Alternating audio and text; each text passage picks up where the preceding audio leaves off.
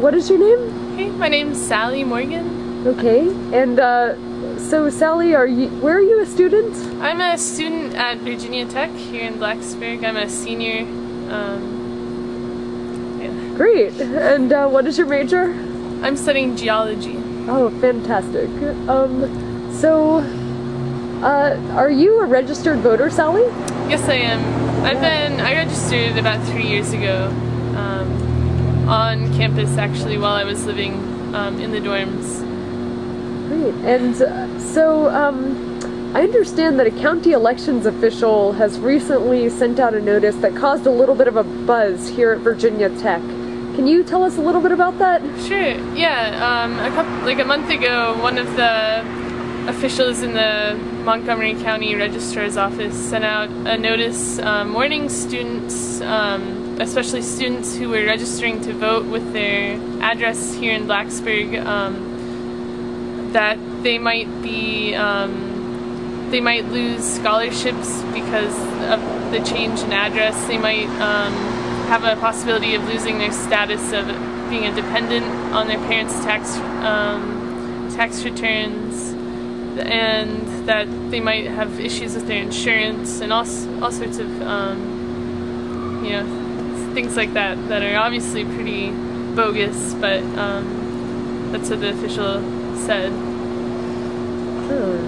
So, do you think that most people here at Virginia Tech actually wound up believing that official? From what I hear, they issued a recall 2 days later, so hopefully it didn't actually cause anyone to believe that and didn't cause anyone to change their mind about registering to vote, but that's something that you can't really know. You don't know who heard it, you don't know who was affected by it. Yeah. So do you think that if officials, issue statements similar to that, it can discourage people from voting? Yeah, certainly. I mean, if you're a student and it's your first year away from home and you don't know much about the real world, and you just want to register to vote here in Blacksburg because it's easier than having to, do an absentee ballot, then yeah, it can certainly affect you or discourage you from registering. And Sally, how far do you have to drive to get back home?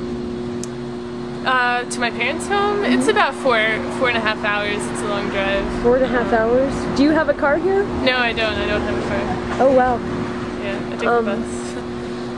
So, do you get election day off of school? No. Really? So you have classes on election day? Yes.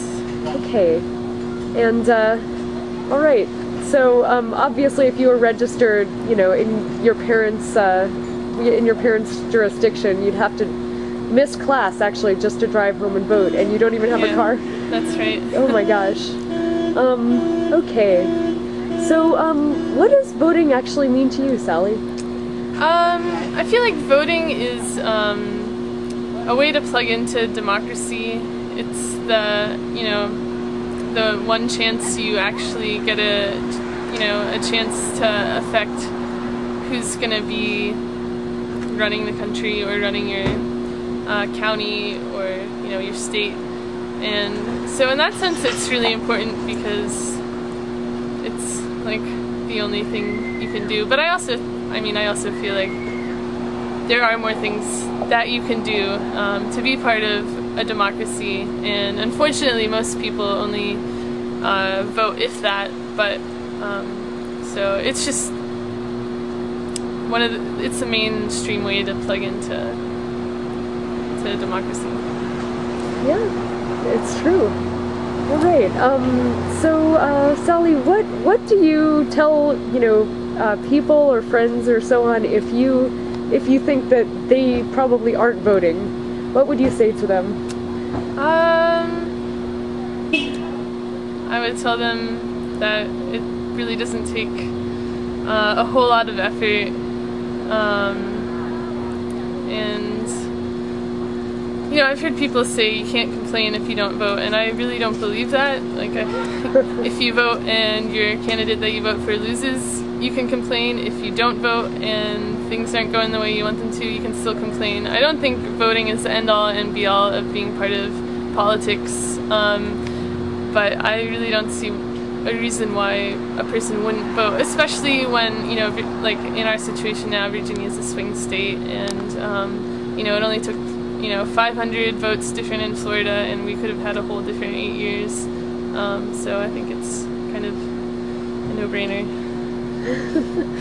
Awesome. Well, I agree. It's a no-brainer. I think everyone should vote.